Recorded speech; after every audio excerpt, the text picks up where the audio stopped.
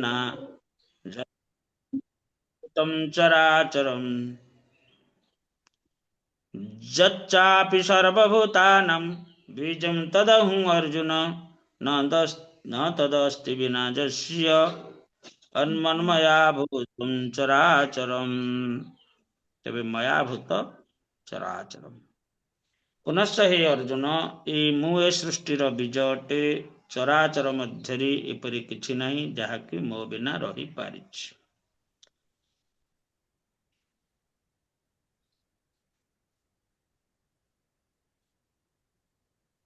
प्रत्येक पदार्थर गोटे कारण अच्छी से कारण बा प्रकाशक बीज कृष्ण अटंती।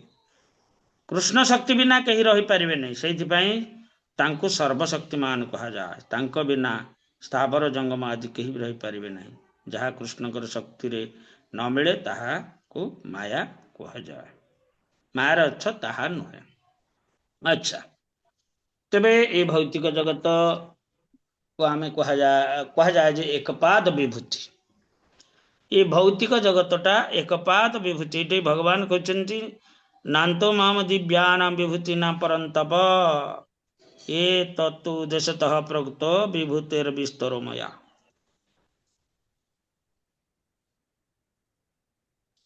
अच्छा दिव्य विभूति एठी हे बलवान शत्रु विजेता मोर दिव्य प्रकाशर अंत नाही।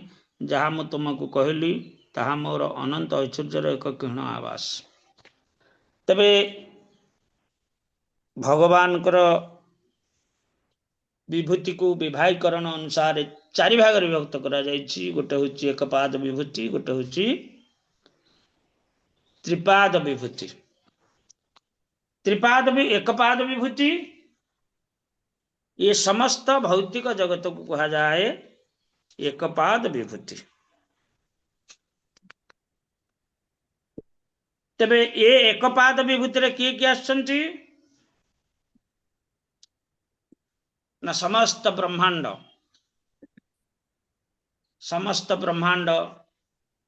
प्रथम पुरुषावतार, द्वितीय पुरुषावतार, तृतीय पुरुषावतार, समस्त जीवगण,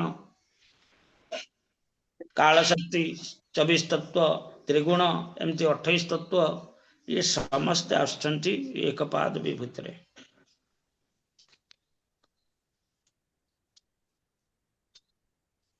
चैतन्य चरितामृत रे सनातन गोस्वामी को शिक्षा रे या मध्य निजे महाप्रभु कहते जे परमेश्वर कृष्ण स्वयं भगवान ताते बड़ो तार सम केही ना केहो नाही आनो। अन्य कौन सी जिनस नहीं भगवान ठारू भगवान सहित समान बा भगवान ठारू बड़ ये कथा आम जान। परमेश्वर कृष्ण स्वयं भगवान ताते बड़ तार सम केह नाही आन। आउ अन्य कहीं नहीं जो तांको ठारू बड़ बा तांको सहित समान। ईश्वर परम कृष्ण सचिदानंद विग्रह अनादि आदिर गोविंद सर्व कारण कारण। ये एकपाद विभूतिर त्रिपाद विभूतिर कारण होचंती भगवान। एकपाद विभूति तो आम आलोचना करुचे, एकपाद विभूति आलोचना करुचे, त्रिपाद विभूतिर कारण होचंती भगवान कृष्ण। तेबे एकपाद विभूति कथा कौन कहबा। तेणु ब्रह्मा विष्णु हर यही सृष्टि ईश्वर तीनों आज्ञाकारी कृष्ण कृष्ण अधीश्वर। गोटे ब्रह्मांड रे ब्रह्मा विष्णु जी की पालक विष्णु हर अर्थात शिवजी ये माने आज्ञाकारी भगवान कर आज्ञार पालन करती, कृष्ण का आज्ञार पालन करती।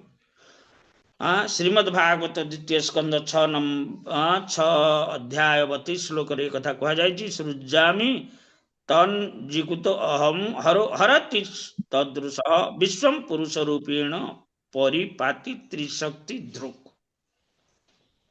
ये सामान्य त्रिधीश्वरेर ये सामान्य त्रयोधीश्वर अर्थात तीन अधीश्वरेर शुण अर्थसार जगत कारण तीन पुरुषावतार। ये जगतर कारण ये तीन किए ना ब्रह्मा विष्णु आ शिव।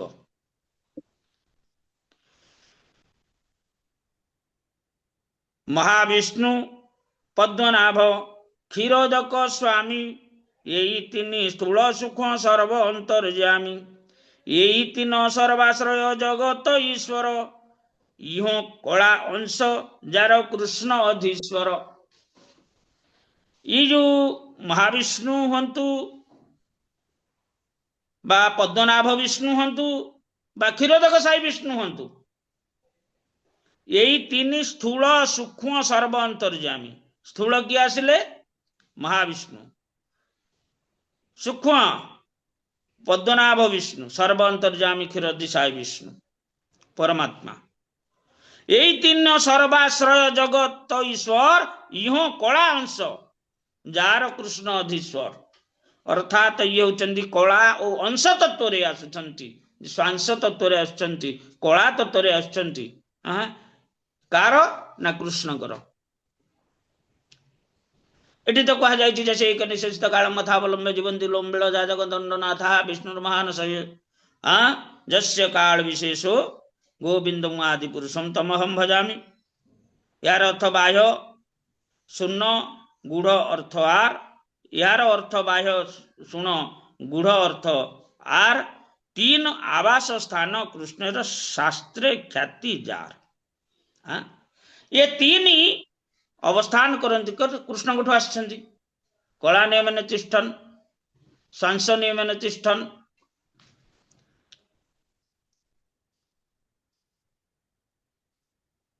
तबे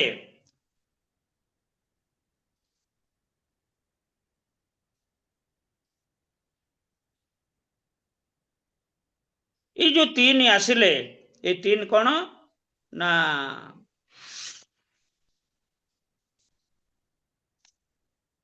ये तीन आसी जगत को प्रकट करछंती।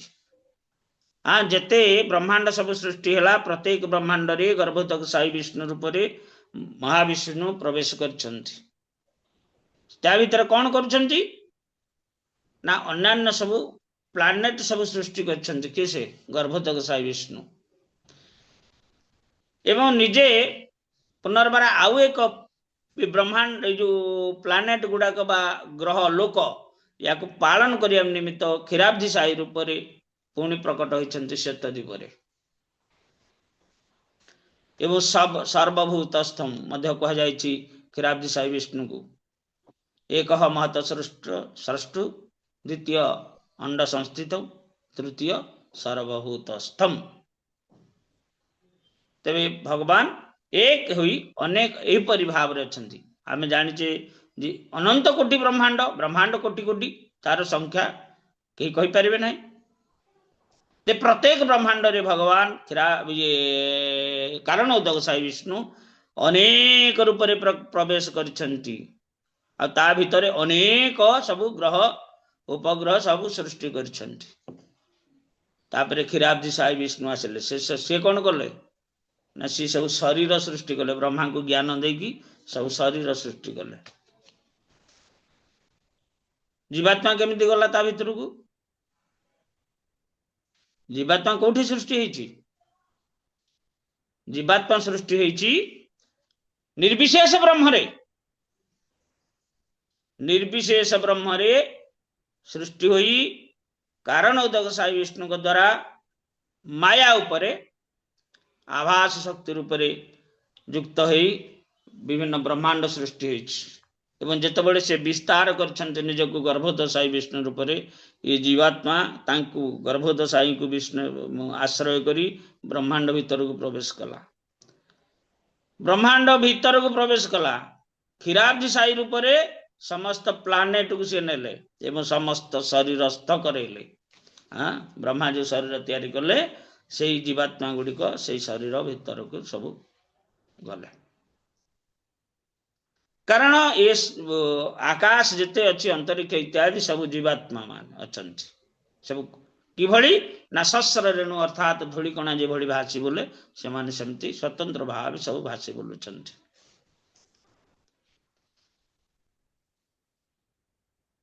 तेणु ये जो कोटि कोटि ब्रह्मांड कथा कहा जायछि ये कोटि कोटि ब्रह्मांड होछि भगवान एक पाद विभूति। जसैक निश्वसित कालमथावलंब्य जीवंती लोम्बिल जा जगदंड नाथ। तेणु ये कोटि कोटि ब्रह्मांड सृष्टि करिसेंती ये महाविष्णु जहाँकर निश्वास प्रश्वासर अवधि भितर ये ब्रह्मांड गुड़िक सृष्टि हुए एवं लीन रहे पुणी पुनर्बार लीन हो जाए। ये समस्त क्रिया जहाँ कि घटुची ये सब भगवान को एक पाद विभूति। देखंतु कोटि कोटि ब्रह्मांड कोटि कोटि गोटे ब्रह्मांड भितर कोटि कोटि ग्रह उपग्रह सब अच्छा आमर 14 भुवन अच्छी पुणी तार उपभुवन सब अच्छी केते पहाड़ पर्वत केते जीव सब शरीरधारी अच्छा स्थावर जंगम हाँ जलचर स्थलचर आकाशचर तापरे मनीष इत्यादि इत्यादि सब अच्छा 84 लाख प्रकार कह जाए। ये गोटे क्षुद्र ब्रह्मांड भितर एतिकी बड़ बड़ ब्रह्मांड भितर कौन नथिबो ये सब जिनसर कर्ता होचंती भगवान महाविष्णु। से कार कला बा कार अंश ना संकर्षण भगवान कर संकर्षण भगवान कार अंश कृष्ण कर।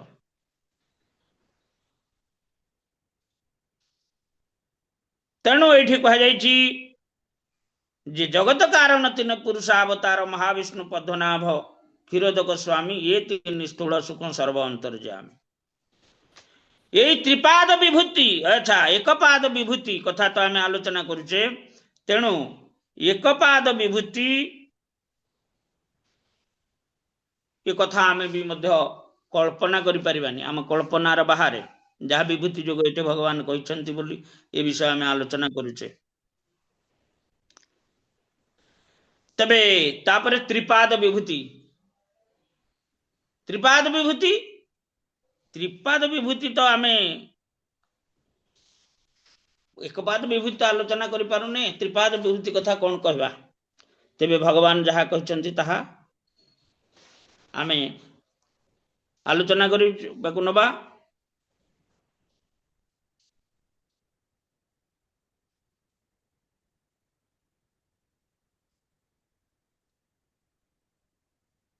ये आवश्यक नहीं त्रिपाद विभूति कथा आलोचना तथापि भगवान जेहेतु कृष्ण महिमा आलोचना होची आमे से कथा आलोचना परिसर को आणुचे।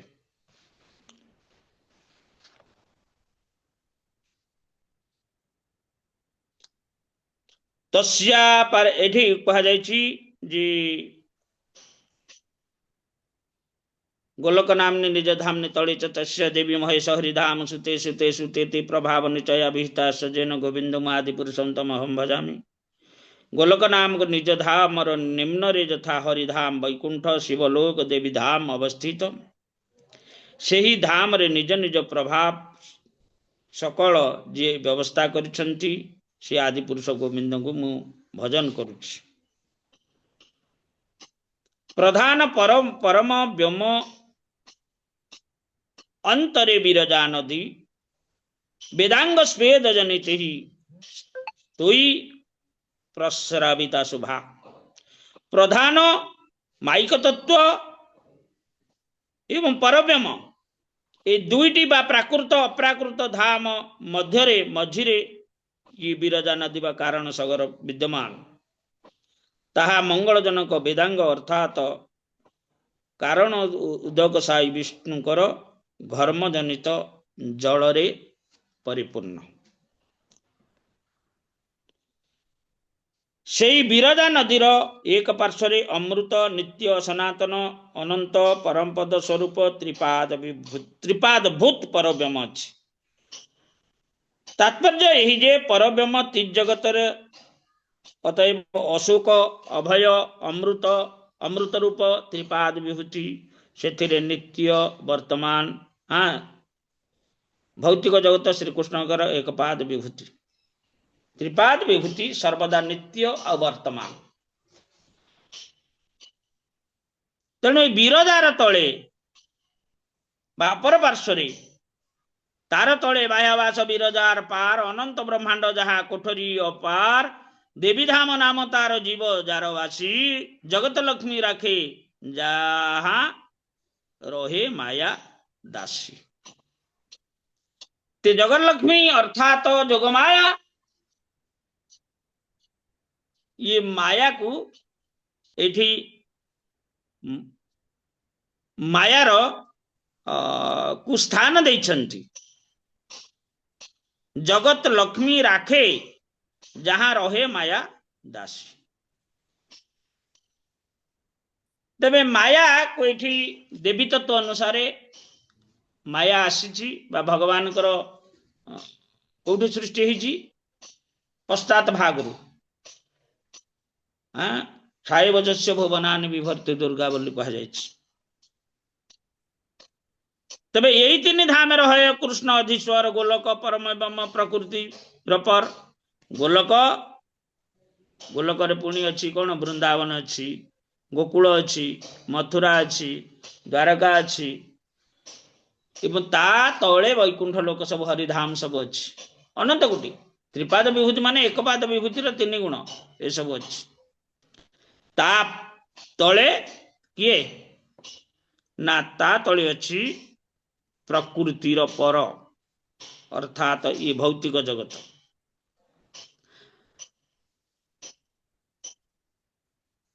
त्रिपाद विभूति कृष्णर वाक्य गोचर। एक पाद विभूति सुनह विस्तार। एक पाद विभूति त्रिपाद विभूति तो आम चिंता करि परिबानी। केवल आम परमार्थिक धारा जाऊे बोली ये गोलक वृंदावन गोकुल मथुरा द्वारका इत्यादि किसी जानी पारुचे, किंतु वैकुंठ लोकर विशेष विवरण नाही। सेठी कौन कौन होउची कौन केवल अतिकी जे सेठी सब साम्य लीला भगवान आउ तांको अनुचर मध्य सेमती किसी विशेष पार्थक्य नाही न थाए। आ सेमती किसी लीला संगठित तो हुएनी। समस्त केवल कृष्णकर को ध्यान करती, कृष्णकर चिंता करते। लीला एमती किसी ना वैकुंठ लोक। तेणु से जो भौम जगत को भगवान लीलास्थली भाव चयन कर।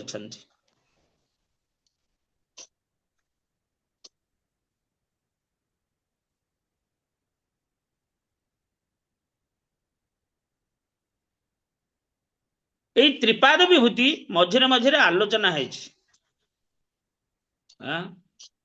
मझिरे मझिरे आलोचना है त्रिपाद विभूति।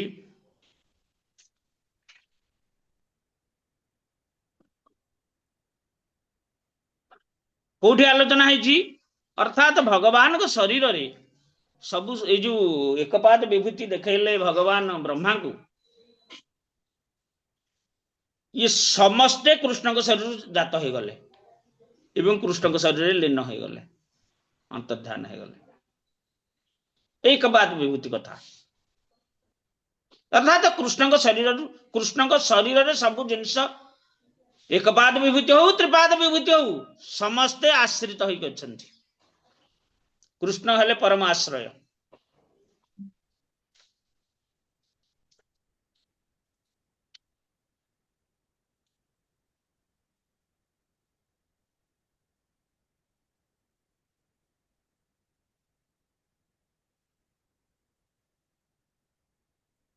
कह जाए जे कृष्णकर जिते सब सखा सखी ये सब आसीथिले सेमानकर संख्या अकलनीय। शंख और सेमाने जो गाभी माने जो माने चारण करुथिले सेमानकर संख्या मध्य माने आमर जो गोटे अच्छी जोटा कि आम गणित पाठरे नाही आम के व्यवहार करने शंख पद्म ये संख्यार से माने गाभी चारण करती। जितेबाला ब्रह्मा समस्त को अपहरण कर सेतबेले कौन है भगवान तत्स्वरूप एक्जाक्ट से भाया बत्सा एवं गोप बालक सब सृष्टि कर निज शरीर रूपटा जड़ चक्षुरे हाँ गोप बालक भाया आ गाई भाया बाछुरी भाया। किंतु बलराम जितेबाला देखिले जे राय ये सब कौन ये गोटे स्वतंत्र एमानकर चालीचलन एमानकर चालीचलन टा टिके स्वतंत्र ये रहस्यटा कौन तेणु सी टे ध्यानस्थ होगी देखिले जे समस्ते होती चतुर्भुजधारी से बाछुरी जी चतुर्भुजधारी ये गोप बालक माने चतुर्भुजधारी एम संख्या अकलनीय एभली भगवान कृष्ण लीला कौन करना ये त्रिपाद विभूतिर किछि किछि झलक देइछन्ति तेणु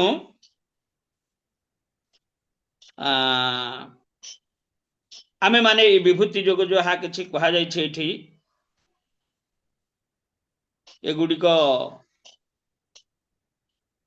विस्तृत आकार रे तत्वतः सब जिनस आमे सनातन गोस्वामी को शिक्षा परिच्छेद 22 परिच्छेद मध्यम मध्यम लीलार 22 परिच्छेद रे ए सब भल भाव वर्णना होती आमे कही कही ए सब जिनस आपण माने पाठ करि पारिबे त्रिपाद विभूति हरे कृष्ण तेणु भगवान विभूति कथा आमे चिंता करि परिबानी तेबे केवल कृष्ण भक्ति रे दृढ़ता पाई आमे सब भगवान शास्त्र आकार प्रणयन करछन्ते आमे पाठ करछे कृष्ण को ऊपर जे कृष्ण किए से समस्त जिनस तांको शरीर रे विद्यमान तेणु नान्तो अस्ति मम दिव्यान विभूति नाम परंतव एषतु देशतः प्रकृतो विभूति विस्तरो मया हे शत्रु विजेता मो दिव्य प्रकाशर अंत नाही मु जहाँ तुम कहली ताहा मोर अनंत ऐश्वर्यर एक क्षीण हावास ये दिव्य प्रकाश जोटा कह जायछि हुए तो एक पाद विभूति हो पारे हुए तो त्रिपाद विभूति मध्य हो पारे तेणु ये भाव में आमे चैतन्य चरितामृत वाणी अनुसार ये भगवत गीता को आमे जदि आस्वादन करिबा तेबे वास्तविक आमको यह अति स्वादुकर लागिबो एठी मम तेजो असंभव कथा कहा जायछि ता परे ए सब जिनस आम भल भावे बुझी परिबा चैतन्य चरितामृत को आमे भगवत गीता भीतर को आनले आमे सब जिनस बुझी परिबा हरे कृष्ण भागवतम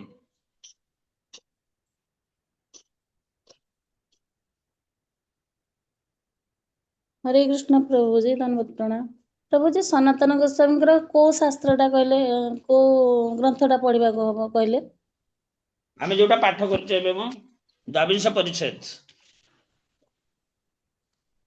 आमे एबे जो राति रे चैतन्य चरितामृत पाठ करूचे मध्य लीलार 22 परिच्छेद भगवान कर सब विभिन्न प्रकार विभूति सब किछि भगवान कृष्ण कठारे केमति आश्रित आमे तो कहछे ब्रह्मांड गुडा तो आश्रय करिछि महाविष्णु को किंतु जो सखी सखा एमाने सब सृष्टि होइछन्ति नारायण सब सृष्टि होइछन्ति ये केमति कृष्ण को कठारे आश्रय नहीं छन्ति एटा होछि त्रिपाद विभूति कथा हां आमे ए जो कथा ब्रह्म विमोहन लीला आ किछि किछि अछि कालंदी जेतबेले तपस्या करूथिले सेतबेले देखिले देखुचंती भगवान कर नख कोण रे से सृष्टि होइछन्ति इत्यादि अनेक जिनस अच्छी आम से बुझापी ये चैतन्य चरितामृत आमको बहुत बहुत साहाय्य करते महाप्रभु तो सब खोलिक रखी नाम पे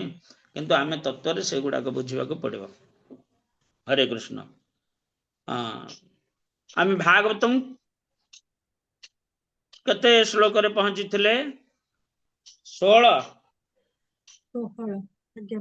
आज नीलिमा माता जी कह जाई नहांती कि नीलिमा माता जी मनोहरिणी माता जी हरे कृष्ण प्रभु जी हरे कृष्ण प्रभु जी दंडवत प्रणाम अच्छी माता प्रभु जी अच्छी आज्ञा हरे कृष्ण प्रणाम हरे कृष्ण अच्छी आम संख्या कम जाइथिले जे मु भाबिली बोधे कई माताजी मुह तो देखा जाउ ना मु डेरी रे टिके जॉइन करली अच्छा अच्छा अच्छा अच्छा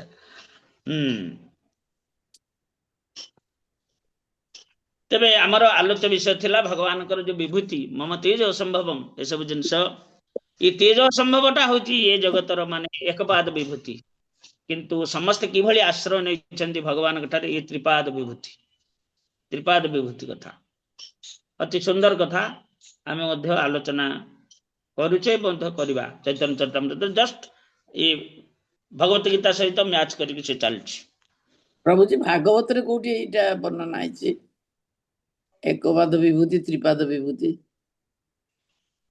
सेठी श्लोक अछंती ना चैतन्य चरितामृत रे अछंती चैतन्य चरितामृत तो शिक्षा दउचंदी नित्यानंद महाप्रभु को सेटा अछि भागवतम रे अछि एकपाद विभूति त्रिपाद अच्छी माता जी तो द्वितीय अछंती आज्ञा दशम श्लोक उद्धार होइछि ना एकपाद दशम विभूति चित्र श्लोक उद्धार होइछि भागवत दशम श्लोक दशम स्कंद हाँ दशम स्कंद कृष्ण लीला रे आज्ञा ता पूर्व अच्छी बोधे आमे द्वितीय स्कंद की कौन पढ़ितलु मनोहारिणी माता जी मु पढ़ितलु मने पड़ुची द्वितीय स्कंद मनोहारिणी माता जी अछंती एक पद विभूति त्रिपद विभूति ठीक अछि नेक्स्ट टाइम जेतेबेले सब से सब आसबो आपण सब टिपिकी रखि देबे आज्ञा वर्तमान नारद कहिथिले जे एठारे एक नदी अछि उभय दिग एपटे गोटे नदी अछि से उभय दिगरे प्रवाहित हर्षसगुण ए भक्तिर तात्पर्य बुझी पारले ये भक्तिर तात्पर्य ही जे सृष्टि प्रलयकारिणी माया ही यही नदी हैं ये उभय दिग को प्रवाहित नदी होची ये माया यही परि भाव रे यही नदी भूत प्रकृति रूपा नदी उभय दिगरे प्रवाहमान जीव एक कथा न जानी ए नदी रे पतित हुए से नदीर प्रवाह रे निमज्जित हो जाए एवं कूल निकटरे ए नदीर स्रोत कूल निकटरे ए नदीर स्रोत प्रखर होई थिबा हेतु एथिरे पतित जीव आ उठी पारे नाही सेई बेगरे निम्न ग्न व्यक्ति ए नदीर उभय पार्श्व बा माया रूपी नदीर विषय न जानी जो माइक कर्म मान करिथाए सेथिरे की फल हेब आमर माया कथा आलोचना कले भगवत गीता रे जे भाष्य रे जे जहा नुहे जोटे किछि नाही एटा माया किंतु सब अच्छी भलिया जाना पड़िबो एटा किछि नाही किंतु सब अच्छी भलिया जाना पड़िबो कोन ई जो बद्रीनाथ केदारनाथ ए सब गोटे 3-4 वर्ष तळे गोटे भूस्खलन हेइथिला कोन हेटा कहंती आकाश फटा वर्षा हेइथिला से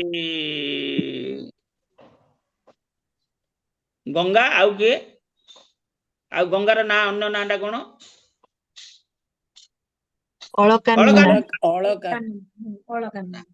प्रबल प्रबल बेगर कौन सब आसिला ना बन्या आसवा द्वारा से जो पाखरे जो सब कोठा गुड़ाक थिला धर्मशाला मंदिर ए सब थिला आपण मान देखिथिबे गाड़ी मोटर गुड़ा सब भासी गला बस गुड़ा भी सब भासी गला रास्ता गुड़ा खाई सब भसे नेला से कालगर सब लीन कर देला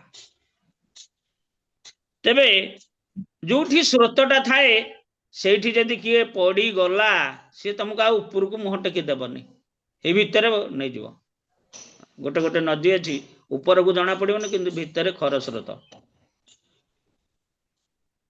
तेणु एई भली भाव रे ए माया रूपक नदीर कथा वर्णना करा जायछि जे जदि डेइम ए माया नदी की सिया ऊपर को मुह टेकी पारिबनी तेबे विशेष भावे एठी कहा जीवो जे मायार कौन गोटे माने को जिनसटा को आश्रय करिकी माया ये समस्त को निमज्जित करुछि बा समस्त मन रे गोटे मोह सृष्टि करुछि ताको मोहिनी शक्ति बोली कहा जाए से होछि ए भौतिक जगत रे मैथुनी क्रिया हाँ मैथुनी क्रिया शास्त्र मध्य वर्णना कर्मकांडीय धारा ज्ञानकांडीय धारा वर्णना है जाइछि हाँ वैध भगवान मध्य स्वीकृति देइछन्ति नहीं विधि मुताबक जौन जीवन करिवो विवाह करिवो आ पुत्रार्थे प्रजा सृष्टि निमित्त सब करिवो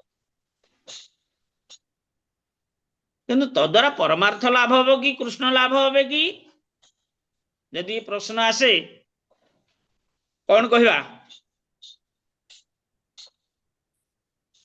ଯଦି ଏଇ ପ୍ରଶ୍ନ ଆସେ ତେବେ ଉତ୍ତର କଣ କହିବା? କୃଷ୍ଣ ପ୍ରାପ୍ତି ହେବେନି ପ୍ରଭୁ। ହେବେନି, କାରଣ ସେଥିରେ ଜଣା ପଡିବନି, ସେଥିରେ ଜଣା ପଡିବନି ଭଲ ମନ୍ଦ, ବିବେକ ବିବେକ ଅବିବେକ କଥା, ଆଉ କର୍ତ୍ତବ୍ୟ ଅକର୍ତ୍ତବ୍ୟ କଥା। କାରଣ ଗୋଟିଏ ଜିନିଷ ଆମକୁ ଦେଖାଯିବ ଯେ ଖାଲି ମୋ ସ୍ୱାମୀ, ଆଉ ଶାଶୁ ଶ୍ୱଶୁର ବୁଢା ବୁଢୀ ଯଦି ଜେଜେ ଶ୍ୱଶୁର ହେରିକା ଥିବେ, ଏରେ କାହିଁକି ବଞ୍ଚିଛନ୍ତି କିରେ ଏ ନ ମରିକି? ଆମ କାମରେ ସେ ବାଧା ସୃଷ୍ଟି କରୁଛନ୍ତି, ଖଁ ଖଁ ଖଁ ଖଁ ରାତି ସାରା ହଉଛନ୍ତି, ଆଉ ଶୁଆଇ ଦଉନାହାନ୍ତି। ତେବେ ଏଇ ଯୋଉ ଜ୍ଞାନଟା ଏଇଟା କେତେ ଆମକୁ ଗ୍ରାସ କରିଦେଇଛି ମୋହିନୀ ଶକ୍ତିଟା, ଯଦ୍ୱାରା ଆମେ ଏ ଶରୀର ଏଇ ଯୋଉ ଆମର ଯୋଉ କର୍ତ୍ତବ୍ୟ ଅକର୍ତ୍ତବ୍ୟ, ଆମର ଯୋଉ ଜ୍ୟେଷ୍ଠ ମାନେ ଆମ ପାଇଁ ସବୁ ଘର ଦ୍ୱାର କରିଛନ୍ତି, ଆମେ ଖାଲି ଭୋଗ କରୁଛେ ବୋଲି ତାଙ୍କୁ ଘୃଣା କରୁଛେ। ଏଇଲୁ ଜଣେ କହିଲା ଏଇ ବଳଦ ଗୁଡା କାହିଁ ବିକି ଦଉନ, ବୁଢା ହେଇଗଲେଣି। ଆରେ ତାଙ୍କ ଜୀବନ ସାରା ତ କାମ କରି କରି ଆସିଲେ, ଆଉ କଣ ଆମେ କିଛି ତାଙ୍କର ସେବା କରୁଛୁ? ସେ ଆମ ସେବା କରି କରି ଆସିଥିଲେ, ଆମେ ତାଙ୍କ ସେବା କରିବା କର୍ତ୍ତବ୍ୟ। ତେବେ ଏ ବୁଦ୍ଧିଟା କେତେବେଳେ ଆସିବ ନା, ଯେତେବେଳେ ଇଏ ମୋହିନୀ ଶକ୍ତିର ପ୍ରଭାବରେ ଆମେ ମୋହିତ ହୋଇ ଦୁଃଖ ପାଇବା, ସେତିକିବେଳେ ମୁହଁଟା ଉପରକୁ ଟେକିବା। ଆରେ ଆମେ ଯାହା କରୁଛେ ଦୁଃଖ ପାଉଛେ, ଘର ଦ୍ୱାର କଲେ ଦୁଃଖ ପାଉଛେ, ପିଲାପିଲି ଜନ୍ମ କଲେ ଦୁଃଖ ପାଉଛେ, ଚାକିରି ବାକିରି ରୋଜଗାର କଲେ ଦୁଃଖ ପାଉଛେ, ସବୁଥିରେ ତ ଦୁଃଖ ଦୁଃଖ ଦୁଃଖ। ଆରେ ସୁଖ କୋଉଠି ଅଛି? ସୁଖ ବସ୍ତୁ କଣ ନା ନାହିଁ, ସୁଖ ବୋଲି ଗୋଟେ ଜିନିଷ ନାହିଁ। ସେ ଆଦାନୀ ହଉ ବା ସେ ମୁକେଶ ଆମ୍ବାନୀ ହଉ, ଏମାନେ କଣ ସୁଖରେ ଅଛନ୍ତି କି? ହଁ କହୁଛନ୍ତି ତ, କଥା କହିଲା ମାନେ ସେ ଅର୍ବୁଦ ଟଙ୍କା ସବୁ ଓଜାଡି ଦଉଛନ୍ତି। ବୋଧେ ଏଇଟା ସୁଖ ହେଇଥାଇପାରେ, ଆମେ ସେମିତି ହବା ନା? ହେଇପାରିବାନି, କାରଣ ଆମେ ତ ହଉଛେ ସହପତି, ଆଉ ଲକ୍ଷପତି ଚିନ୍ତା ଅର୍ବୁଦପତି ଚିନ୍ତା କଣ କରିବା? ତେବେ ସୁଖ ପାଇବା କେମିତି? ସୁଖ ପାଇବା କେମିତି? ଯଦି ଶାସ୍ତ୍ର କୁ ଆଶ୍ରୟ କରିବା, ତାହେଲେ ଆମେ ଏ ଜିନିଷ ଜାଣିପାରିବା, ଉପଲବ୍ଧି କରିବା। ମାୟା ମୁଗ୍ଧ ଜୀବର ନାହିଁ କୃଷ୍ଣ ଶ୍ରୁତି, ଜ୍ଞାନ ଜୀବର କୃପାୟ କୃଷ୍ଣ କହିଲ ବେଦ ପୁରାଣ। ଭଗବାନ କୃପା କରି କହିଛନ୍ତି ଯେ ଏରା ସବୁ ପଢେ, ଜାଣିବୁ ତୋ ଦୁଃଖର କାରଣ କଣ। ଯଦି ଜାଣିବା ସେତେବେଳେ କଣ, ପ୍ରଭୁ ଯଦି ସାଧୁ ସଙ୍ଗେ ଜାନିତେ ସେ ପାରେ, ଆମେ ଜୀବ କୃଷ୍ଣ ଦାସ ଯାଏ ମାୟା ପାରେ। ଏ ଦକ୍ଷ ପ୍ରଜାପତି ଏମାନଙ୍କୁ ପ୍ରଜା ସୃଷ୍ଟି କରିବାକୁ ଛାଡିଥିଲେ। ଇଏ ସାଧୁ ସୌଭାଗ୍ୟବଶତଃ ସାଧୁ ରୂପ ନାରଦ ମୁନିକୁ ସାକ୍ଷାତ ପାଇଲେ। ନାରଦ ମୁନି କହିଲେ, ଆରେ ଏଥିରୁ କଣ ମିଳିବ? ଯେ ପରମାର୍ଥ ଗତିରେ ଧାରାରେ ଚାଲ, ପରମାର୍ଥରେ ଧାରା ଚାଲ, ଯୋଉଟା ନିତ୍ୟ ଶାଶ୍ୱତ ସର୍ବଦା ସୁଖ ପ୍ରଦାୟକ, ଅଶୋକ ଭୟ ଅମୃତ ଆଧାର ତୁମାର ଚରଣ ଦ୍ୱୟ, ସେଇ ଧାରାରେ ଚାଲ। ଏଥିରୁ କଣ ମିଳିବ? ତେଣୁ ଏମାନେ ଯେହେତୁ ତପସ୍ୟା କରିକି ଏମାନଙ୍କର ଚିତ୍ତ ଶୁଦ୍ଧି ହେଇଯାଇଥିଲା, ଏମାନେ ବୁଝିପାରିଲେ। ନାରଦ ମୁନି ଯଦି ଆମ ମାନଙ୍କୁ ଏଇ କଥା କହିଥାନ୍ତେ, ଆମେ ବୁଝିପାରିଲେ, ତମେ ତମ ବାଟରେ ରହେ, ଆମେ ବାଟରେ ଆମେ ଯାଉଛୁ, ଆମ ଘର ଦ୍ୱାର ସ୍ତ୍ରୀ ପିଲା ଏସବୁ ଅଛନ୍ତି, ତମେ କଣ ବାବାଜୀ ହେବା କଥା କହୁଛ? ତମ ବାଟରେ ତମେ ଯାହାରି, ନହେଲେ ତମ କଥା ତମଠି ରଖ, ଏଭଳି ଆମେ କହିଥାନ୍ତେ। କିନ୍ତୁ ଯେହେତୁ ଏମାନେ ତପସ୍ୟା କରି କରି ଶୁଦ୍ଧ ହୋଇଛନ୍ତି, କିନ୍ତୁ ତପସ୍ୟାଟା ତାଙ୍କର ଥିଲା କଣ? ପ୍ରଜା ସୃଷ୍ଟି କରିବା।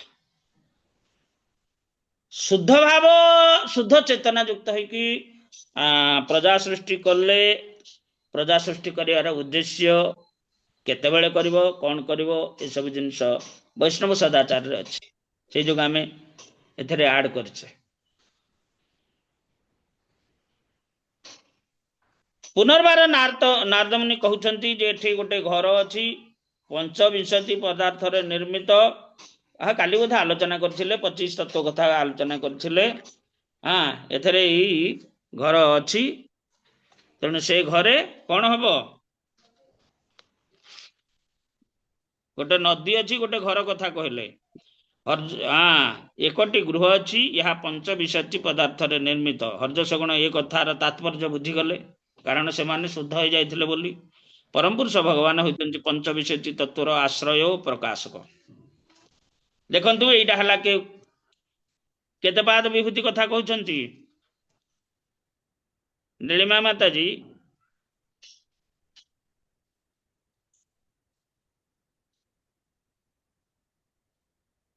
एक पद विभूति कथा तेणु ये पंचविंशति तत्वर आश्रय और प्रकाशक कार्य कारणर संयोगकर्ता मध्य तांकर जो काल शक्ति अच्छी ये सब संयोग करुछि।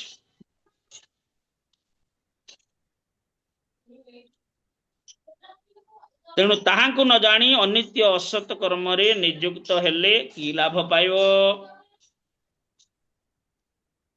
आ सबुर जी आश्रय तांकु जान तांकु न जानी कि असत काम रे प्रवृत्त हेबा उचित नुहे।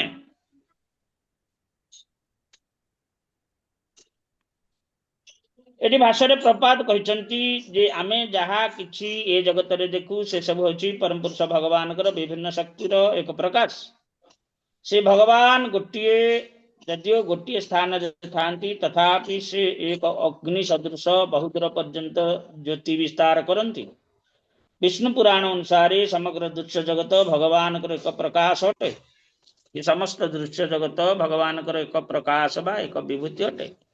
तेणु जेकोसी व्यक्ति से परम पुरुष परम कारण को जानिबा पाई गवेषणा न करती केवल अनित्य असत कर्म रे भ्रांत रूपे नियुक्त होती ताहले से एक विशिष्ट वैज्ञानिक दार्शनिक गौरव पाया पाई दाबी करिवार कौन लाभ। तमे तो मूल रूट जोटा सेटा जानुन। यदि कौन व्यक्ति अंतिम कारणर कारण जानी न थांती ताहले तांकर दार्शनिक वैज्ञानिक गवेषणार कौन मूल्य। एक कथा मध्य नारद मुनि कहछन्ति ए प्रपाद एठी कहछन्ति। पुनर्बार नारद मुनि कहछन्ति जे एठी गोटे हंस अछि। हंसर तात्पर्य ए श्लोक रे कहा जायछि वैदिक साहित्य रे वैदिक शास्त्र रे चित ओ जड़ ए दुईटी वस्तु विचारित हेउछि अर्थात चित वस्तुर उत्स भगवान। से भगवान को बुझिबा कथा भल भाव रे आलोचना करा जायछि। वास्तविक ये दुईटी शक्ति चित शक्ति और अचित शक्ति तत्व विशद भाव रे आलोचित होइछि। एठी कहा गला ये चारिपाद विभूति कथा कहा जायछि। अतएव वेद शास्त्र हंस स्वरूप से हेउछि हंस जे चित और जड़ कथा भल भाव रे जानी सबुर सार ग्रहण करंती। हंस कौन करे जलरू तार सारटा से ग्रहण करे जଳ ଅଲଗା जल क्षीर को अलगा करिकी सार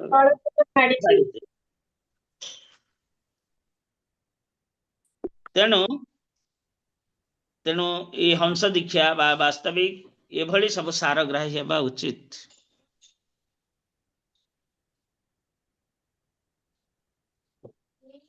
तेणु ये जो हंस स्थिति कथा कहले ये तो साधारण स्थिति नुह ना।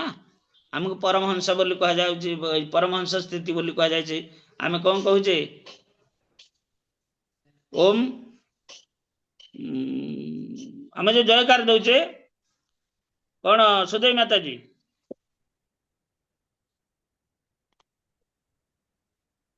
हरे कृष्ण बोले हाँ आमे जो जयकार दउचे कौन परमहंस परिवार आचार्य अष्टोत्तर श्री श्री महद भक्ति वैभव स्वामी हरि महाराज गोसाई महाराज की जय। परमहंस तो परमहंस शब्दटा लागुଛି कारण से स्थितिटा होची परमहंस स्थिति। जो गुरु आचार्य माने अछंती से होचन परमहंस स्थिति र कथा।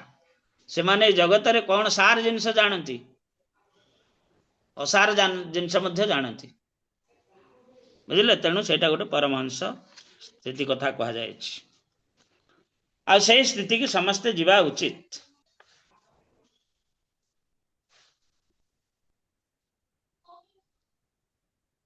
श्लोक 19 नारद मुनि क्षुर और वक्रादि निर्मित एक जड़ वस्तुर कथा कही। हर्षगण से रूपकटी को बुझी पारले। भ्रमणशील वज्र क्षुर निर्मित वस्तु हेउछि सुतीक्ष्ण कालचक्र।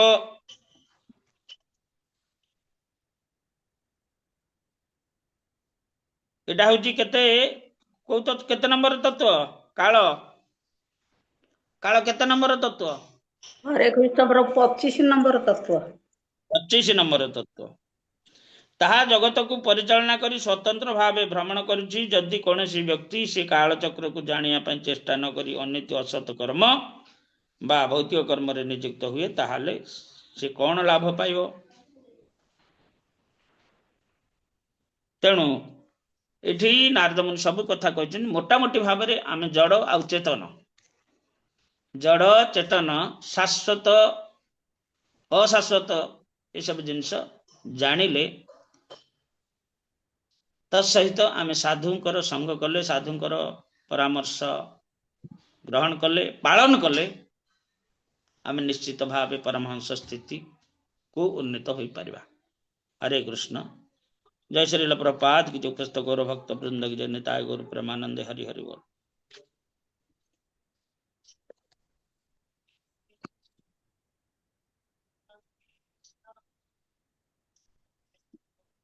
कार किसी प्रश्न अच्छी?